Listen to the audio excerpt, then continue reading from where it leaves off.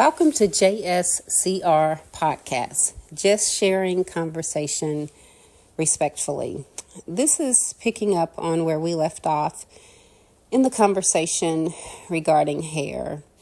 One of the things that we know for those of us who have chosen to spend our money at places that sell hair or hair products is sometimes, or maybe for some people oftentimes, there is an almost adversarial relationship between brown people who are shopping for hair products versus the owners of the store and or their team members who are working there, stocking inventory, checking out at the register. And so you ask yourself the question, right? Why will I choose to spend money with a store or an owner who has multiple stores or a banded group of people in a culture who have dominated a market?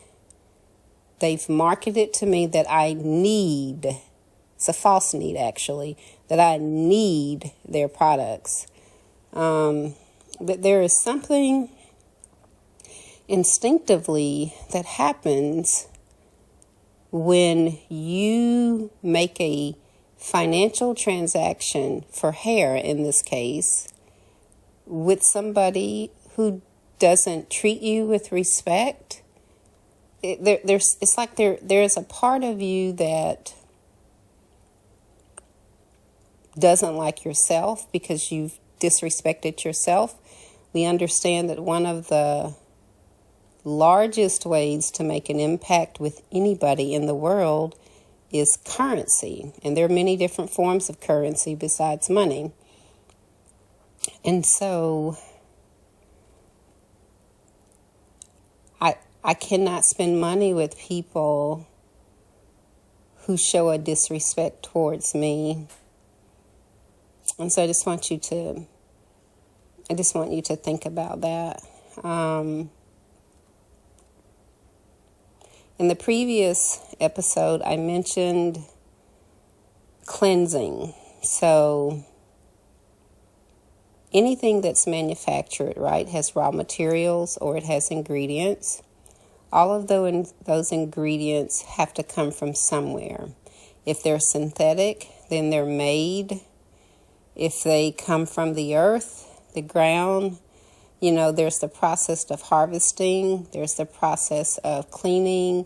There's the process of, getting it ready to blend with other ingredients, getting it in the right form, the right size for the machinery and operations. And so I really encourage you to say a cleansing prayer over your products, anything. But in this case, we're talking about hair. But I think, if I can be honest, I really prefer for people not to buy hair. Our hair is fine. Whatever you want to do with your hair, you can do it. If you want it straight, our hair can straighten naturally. If you want it curly, whatever you want, your hair will do it. Take some time, please, to invest in your own taking care of your body. We focus on hair, right? And we understand why, because it's pretty. It frames our face. It makes us feel good. It draws people to us or not. But here's what I know, right? As an herbalist, as someone who has a relationship with Yeshua, with the Holy Spirit, God has a design for everything, right? He created Adam. God has a design for everything. There's an original design. that's never going to change. You can change the design. You can use what he designed for other reasons. But I 200% say that there will be consequences, either immediate or in the future. I mean, it's just the way it works. Let me give you an example. So most automobiles work with gasoline. I think there's 3 different octanes. Let's say the manufacturer designed the vehicle for, 87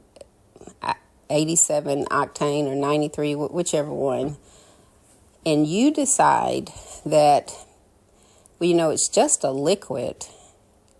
So I'm just going to put some water in it. I don't care what the manufacturer designed for the tank. It's liquid. I'm going to put some water in and see how it goes. Well, there's an immediate, go out there and try it. There's an immediate consequence to that. Well, the same is with our body and our health. And so here's what I know as an herbalist. If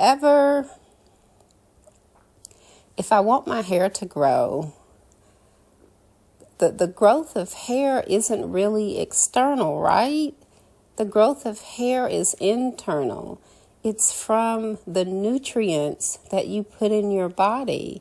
The entire human body works on nutrition, including the hair. So if I really want my hair to grow, if I really want my hair to be healthier, I'm going to change the nutrients I put in my body. And that includes supplements, healthy supplements, because I doubt if any of us can eat enough of everything to get everything the body needs. So we have supplements for a reason. They are supplements. Of course, there are good supplements, bad supplements, poor quality supplements. That's your decision to determine what you use. But if I want my hair to grow, I'm going to start with putting good new nutrients in my body. Here's what I know as an herbalist.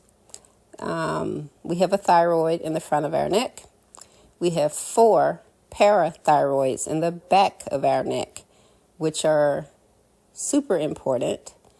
What I know as an herbalist is that the growth of hair on the body, not just on the head, but on the body, is, I believe, controlled by the thyroid. So what am I doing in my quest to create healthier hair for myself? I'm feeding my thyroid what it needs. And the thyroid needs iodine. There are only 4 types of iodine.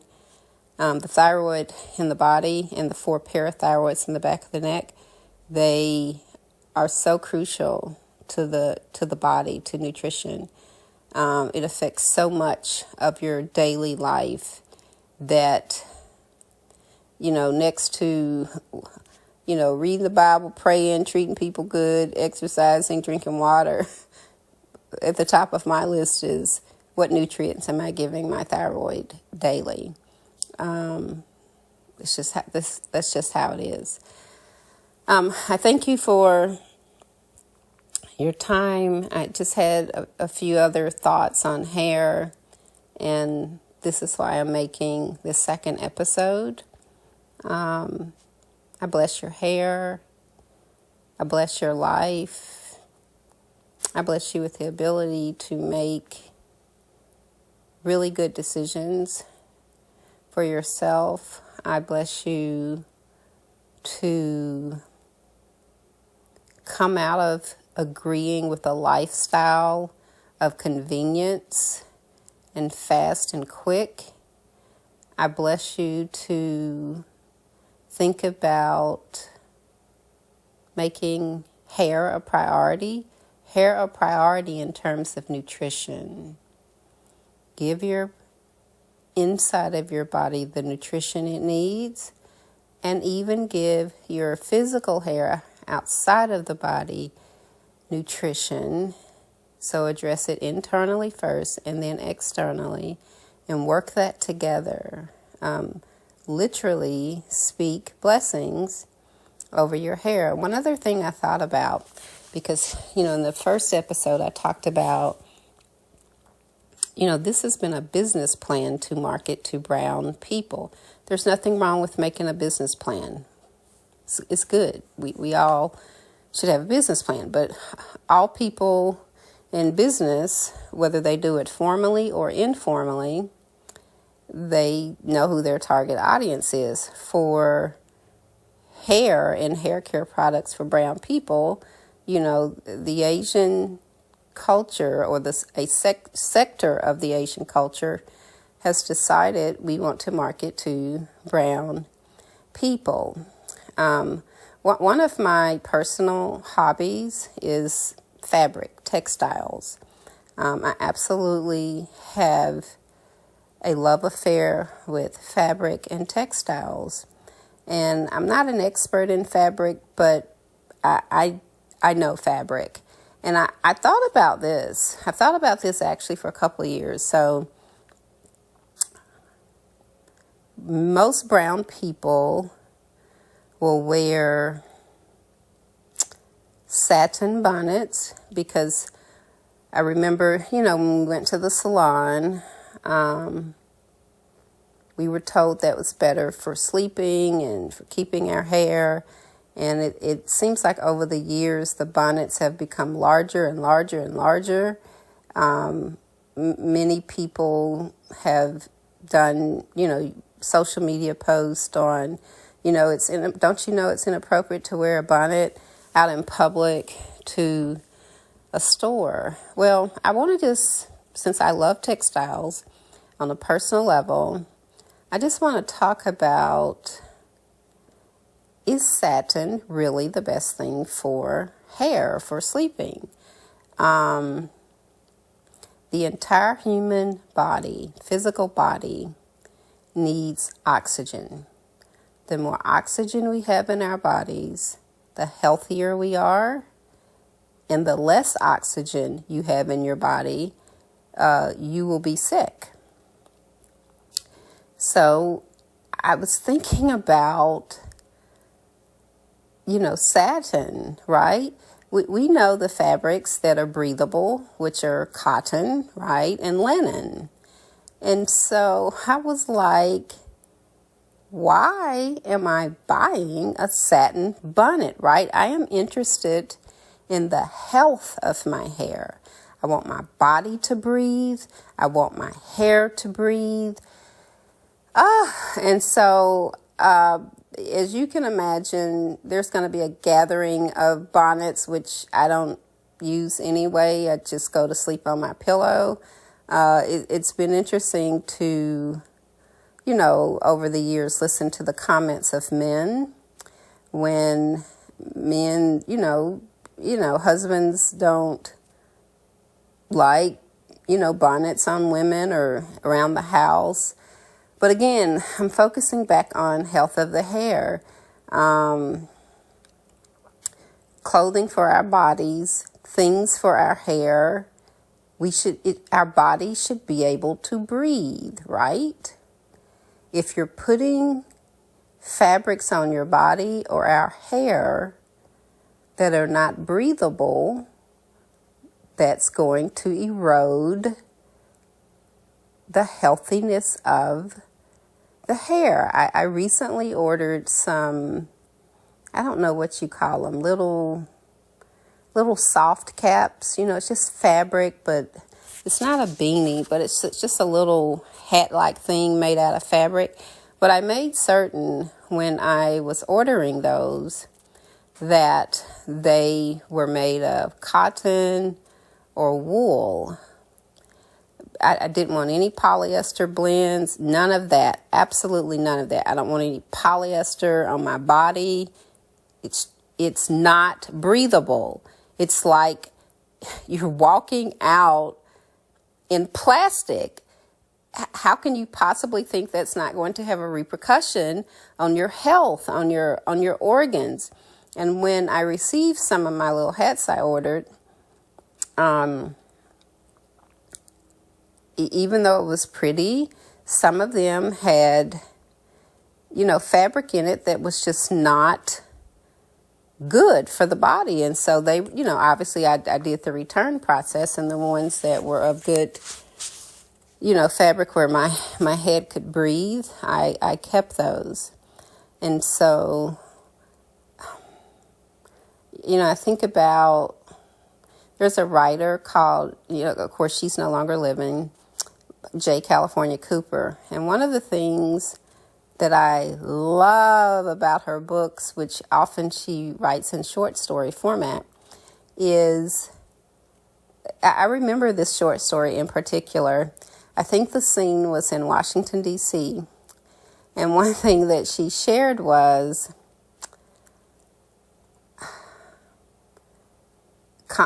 common sense. She said her parents, they may not have been formally educated people, but one thing they instilled in her was to have common sense. And J. California Cooper says in one of her short stories, people don't have no common sense. She said, here in Washington, D.C., and this was the character, right? The character in the short story. Everybody in Washington, D.C. talking about they from Washington, D.C. She said, ain't nobody from Washington, D.C. She said, Washington, D.C. in this novel, in this short story, just made up of a bunch of people that came from little bitty country towns and came to the city. The other thing she said was, it's common sense. How do you know people don't have common sense? People don't have common sense when God gives us a natural resource of water, but you got to pay for it. How are you going to charge me for something that God gives and make a profit off of it? I mean, really? So, what am I saying? As it relates to your health, as it relates to your hair, let's try to employ our common sense. I will not put a bonnet on my hair, period. If anything, I'll go grab a piece of linen or cotton out of my fabric room and sew me a cap if I really want something on my head for sleep so my hair can breathe. And I'll make it attractive, even if it's plain.